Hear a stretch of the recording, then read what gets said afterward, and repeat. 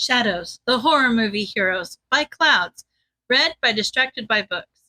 Chapter 18, Ransom. Izuku grabbed his notebook and sat down on the floor. Okay, so the whole controlling people thing is new, right? Yeah, Jiro said nervously. The first time it happened, I was trying to do something else, but then I realized that people were reacting to my heartbeat, So it's more heartbeat control than pure brainwashing. Shinso nodded. How does it work? Well, Jiro gave him a look. People react to my heartbeat.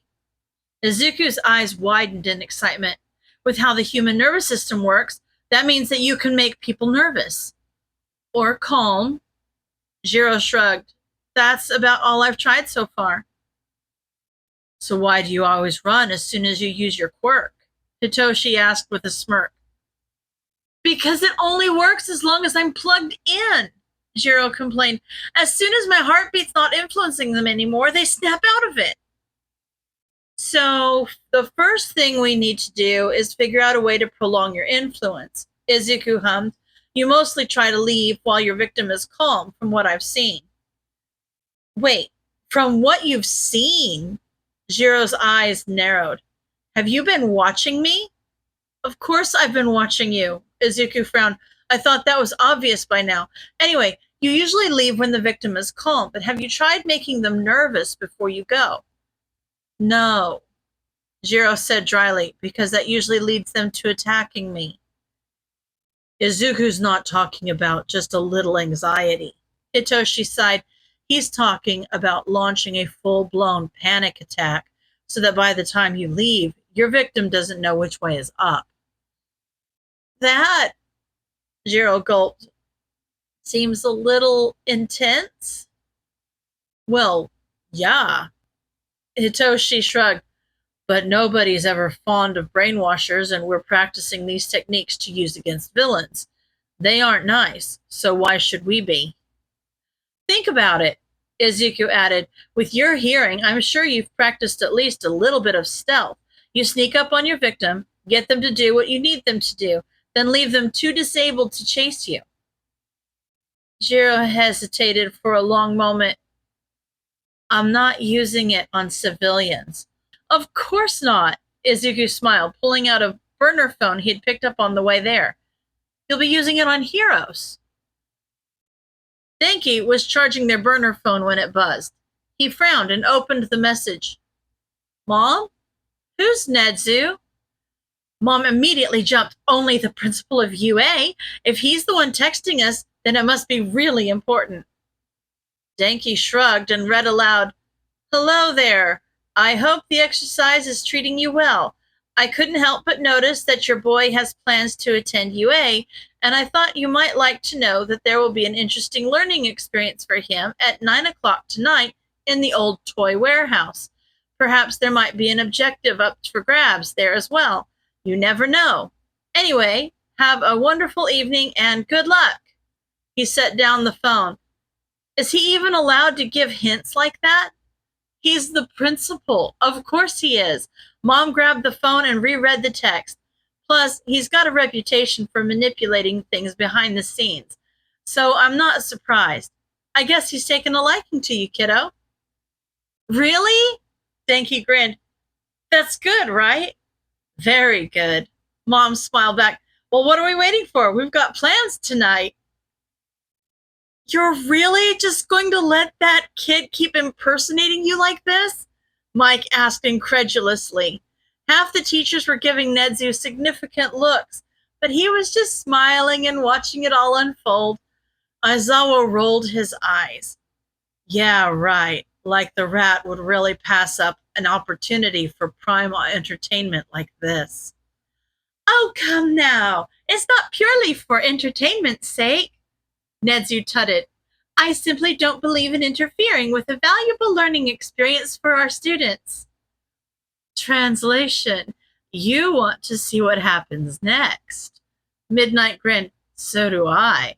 It's not every day a couple of kiddos manage to trick a pro. Snipe sighed. These young'uns are a different breed. Yes, Nedzu chirped happily. Yes, they are. Kyoka followed behind Midoriya and Shinso as they made their way through the warehouse.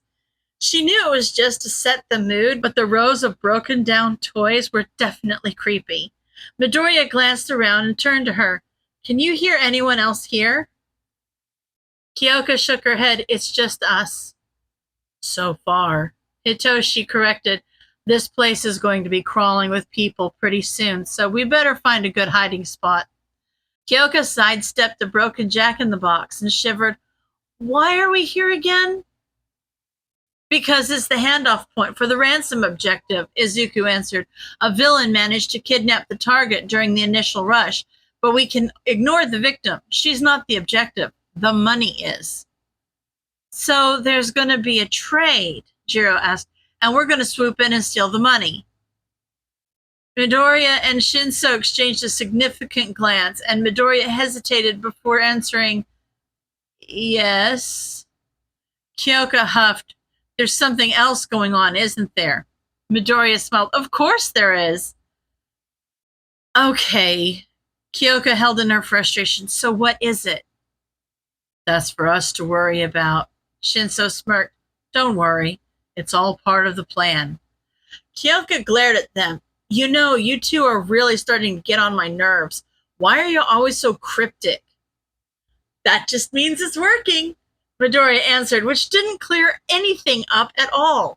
Now, come on. We've got two different groups of villains plus a group of civilians showing up. We got to find a good place to watch. They climbed a rickety set of stairs up to landing, and Shinso picked the lock to what was probably supposed to be an office space, but was really just a medium-sized room with a desk. It had a medium-sized window that overlooked the rest of the warehouse, and Midoriya frowned as he looked at the glass. Well, that's not gonna work. Yeah, no, can't snipe through that. Shinso pulled out his gun. You might want to cover your ears.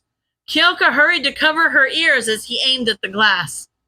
There was a loud bang, and Kyoka flinched as a paintball exploded against the glass, splattering red paint all over it, but not breaking it.